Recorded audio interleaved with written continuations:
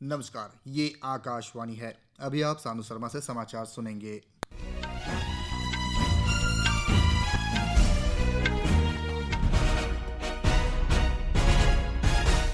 पहले मुख्य समाचार। संसद के दोनों सदनों की कार्रवाई कई मुद्दों पर विपक्ष के हंगामे के कारण बाधित।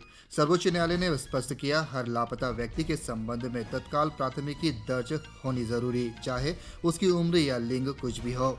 यूक्रेन में रात भर हुए रूस के हमले में 9 लोगों की मौत। मौसम विभाग ने आज हिमाचल प्रदेश के कुछ हिस्सों और उड़ीसा में अगले 3 दिन के लिए तेज बारिश की चेतावनी जारी की है। अब समाचार विस्तार से। संसद के दोनों सदनों की कार्रवाई विद्यार्थियों के विरोध प्रदर्शन के दौरान पुलिस की कथित कार्रवाई समेत कई मुद्दों पर विपक्ष के हंगामे के कारण दोपहर 2 बजे तक के लिए स्थगित करनी पड़ी। दिन में 11 बजे लोकसभा की कार्रवाई शुरू हुई तो अध्यक्ष ओम बिरला ने प्रश्नकाल शुरू करने का प्रयास किया, लेकिन विपक्षी सदस्यों ने विद्यार्थियों के विरोध प्रदर्शन के दौरान पुलिस की कथित कार्रवाई का मुद्दा उठाया। विपक्ष के सदस्य इस संबंध में गृह मंत्री अमित शाह के बयान की मांग कर रहे थे। श्री बिरला ने विपक्षी सदस्यों से सदन के सुचारू संचालन में सहयोग करने की अपील की। राज्यसभा में भी ऐसी ही स्थिति देखने को मिली। दिन में 11 बजे सदन की कार्रवाई शुरू होने पर मंत्रियों ने अपने अपने मंत्रालय के दस्तावेज सदन के पटल पर रखे। विपक्ष के हंगामे के बीच सभापति सीपी राधाकृष्णन ने शून्यकाल शुरू किया, लेकिन केवल बीजेडी के डॉक्टर संतृप्त मिश्रा ने ही सार्वजनिक महत्व के मुद्दे उठाए। विपक्ष के हंगामे के कारण सदन की कार्रवाई दोपहर 2 बजे तक के लिए स्थगित करनी पड़ी। संसद के दोनों सदनों की कार्रवाई इस समय जारी है। राष्ट्रीय जनतांत्रिक गठबंधन एनडीए ने आज संसद परिसर में झारखंड के छात्रों के खिलाफ पुलिस की कथित कार्रवाई के विरोध में मार्च निकाला। सांसदों ने आरोप लगाया कि सरकार ने इस आश्वासन के बावजूद कि गृह मंत्री अमित शाह छात्र विरोध प्रदर्शन पर प्रतिक्रिया देने के लिए तैयार है, विपक्ष चर्चा से बच रहे हैं। केंद्रीय मंत्री अनुप्रिया पटेल ने विपक्ष पर जानबूझकर संसद की कार्रवाई बाधित करने का आरोप लगाया। केंद्रीय मंत्री और रांची के भाजपा सांसद संजय सेठ ने संसद परिसर में आकाशवाणी समाचार से बातचीत में मुख्यमंत्री हेमंत सोरेन पर असंवेदनशीलता का आरोप लगाया। नई दिल्ली में आकाशवाणी से बातचीत में भाजपा सांसद बांसुरी स्वराज ने लोकसभा में विपक्ष के नेता राहुल गांधी पर संसदीय कार्यवाही में बाधा डालने, चर्चा का रुख बदलने और दोहरा राजनीति रवैया अपनाने का आरोप लगाया। नई दिल्ली में संवाददाता सम्मेलन को संबोधित करते हुए राज्यसभा सांसद और भाजपा प्रवक्ता सुधांशु त्रिवेदी ने दावा किया कि कांग्रेस चर्चा नहीं चाहती और अपनी मांगें बदल रही है। कांग्रेस सांसद पवन खेड़ा ने कहा है कि विपक्ष लगातार गृहमंत्री अमित शाह से प्रदर्शनकारी छात्रों के खिलाफ पुलिस की कथित कार्रवाई पर बयान की मांग कर रहा है। श्री खेड़ा ने आरोप लगाया कि गृहमंत्री इस मामले पर बयान देने से बच रहे हैं। उधर झारखंड में जेपीएससी जेएसएससी परीक्षा में कथित अनियमितता को लेकर राजनीतिक गतिविधियां तेज हो गई है। इस मुद्दे पर हंगामे के कारण विधानसभा की कार्रवाई भी बाधित हुई है। गृहमंत्री अमित शाह आज लोकसभा में केरल नाम परिवर्तन विधेयक 2026 और राष्ट्रीय सहकारी विकास निगम संशोधन विधेयक 2026 पेश करेंगे। राज्यसभा में न्यायाधिकरण सुधार विधेयक 2026 विचार विमर्श और पारित करने के लिए पेश किया गया, लेकिन पहले ही इसे पारित कर चुकी है। लोकसभा पहले ही इसे पारित कर चुकी है। विधि और न्याय राज्य मंत्री अर्जुन राम मेघवाल ने विधेयक प्रस्तुत किया। इस विधेयक का उद्देश्य विभिन्न न्यायाधिकरणों के अध्यक्षों और सदस्यों की योग्यता, नियुक्ति और सेवा में दक्षता सुधार, स्वतंत्रता, पारदर्शिता और एक रूपता सुनिश्चित करना है।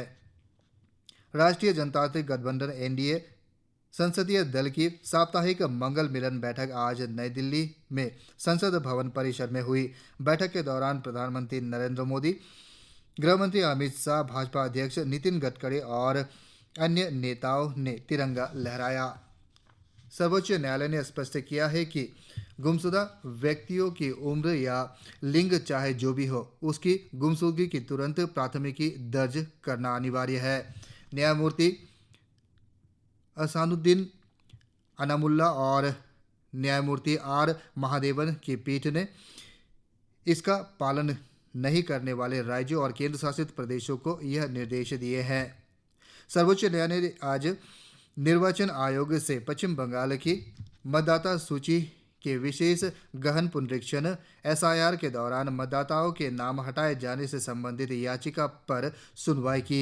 न्यायालय ने नियुक्त न्यायाधिकरण द्वारा निपटाए गए अपीलों का विवरण देने को कहा।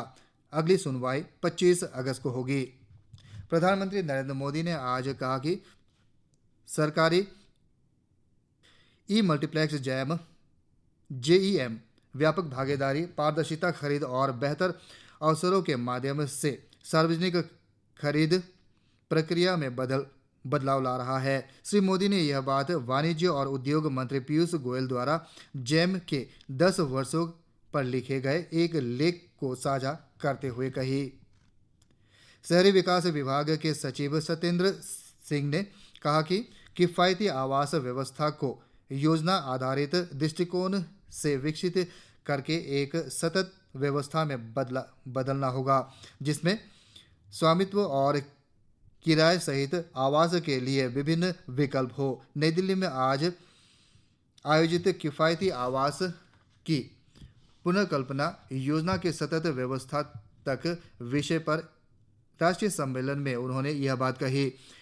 इस अवसर पर नीति आयोग के सदस्य राजीव गुहा ने कहा कि आवास को एक अलग कल्याणकारी उपाय के बजाय शहरी नियोजन और आर्थिक विकास के विभिन्न अंग के रूप में देखा जाना चाहिए। सूक्ष्म, लघु और मध्यम उद्यम मंत्रालय तथा उद्योग और आंतरिक व्यापार संवर्धन विभाग DPIIT ने भारत के GI टैग प्राप्त उत्पादों के व्यवसायीकरण और वैश्विक बाजारों तक उनकी पहुंच को गति देने के लिए एक समझौता ज्ञापन पर हस्ताक्षर किया है। इसका उद्देश्य GI उत्पादों की गुणवत्ता, मानकीकरण, व्यापक बाजार पहुंच और डिजिटलाइजेशन को बढ़ावा देना और एक जिला एक उत्पाद तंत्र को मजबूत करना है। सरकार ने कहा है कि फरवरी 2024 में शुरू हुई प्रधानमंत्री सूर्य घर मुफ्त बिजली योजना से अब तक 5 लाख से अधिक परिवारों को लाभ मिला है। आज लोकसभा में एक प्रश्न के लिखित उत्तर में नवीन और नवीकरणीय ऊर्जा मंत्री प्रहलाद जोशी ने यह बात कही। सरकार ने कहा है कि मौसम विभाग के समन्वय से मानसून की बदलती स्थिति और अल नीनो के कृषि पर पड़ने वाले संभावित प्रभावों को लगातार निगरानी की जा रही है। कृषि और किसान कल्याण राज्य मंत्री रामनाथ ठाकुर ने आज लोकसभा में एक प्रश्न के लिखित उत्तर में यह बात कही। झारखंड में राज्य पुलिस ने पश्चिम सिंहभूम जिले के सारंगा, कोल्हान और पोराहट वन विभाग को पुनः नक्सल मुक्त घोषित कर दिया है। उप महानिरीक्षक अनुरंजन किस्तुपोट्टा ने बताया कि पिछले एक वर्ष में 52 नक्सलियों ने आत्मसमर्पण किया है। स्वतंत्रता दिवस से पहले राष्ट्रव्यापी अभियान हर घर तिरंगा के अंतर्गत पंजाब में तिरंगा यात्रा निकाली गई। हमारे संवाददाता ने बताया है कि इस यात्रा में सैकड़ों युवाओं ने भाग लिया। दिल्ली की मुख्यमंत्री रेखा गुप्ता, दिल्ली विधानसभा के अध्यक्ष विजेंद्र गुप्ता और अन्य विधायकों ने दिल्ली विधानसभा परिसर में तिरंगा यात्रा में हिस्सा लिया। आज राष्ट्रीय क्रांतिकारी सेनानी खुदीराम बोस के 119वें बलिदान दिवस पर उन्हें श्रद्धांजलि अर्पित कर रहा है।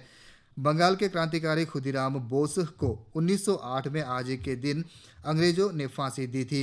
इस युवा क्रांतिकारी के सर्वोच्च बलिदान को श्रद्धांजलि देने के लिए देश भर में कई कार्यक्रम आयोजित किए गए हैं। मौसम विभाग ने उड़ीसा में अगले 3 दिन के दौरान तेज बारिश और बिजली गिरने की चेतावनी जारी की है। अगले 2 दिन में अंडमान और निकोबार द्वीप समूह, अरुणाचल प्रदेश, असम, मेघालय, नागालैंड, मणिपुर, मिजोरम, त्रिपुरा और राजस्थान में भी तेज बारिश और बिजली गिरने की संभावना व्यक्त की गई है। हिमाचल प्रदेश में मूसलाधार बारिश के कारण जनजीवन अस्त व्यस्त हो गया है। इसी के साथ यह समाचार बुलेटिन समाप्त हुआ। नमस्कार।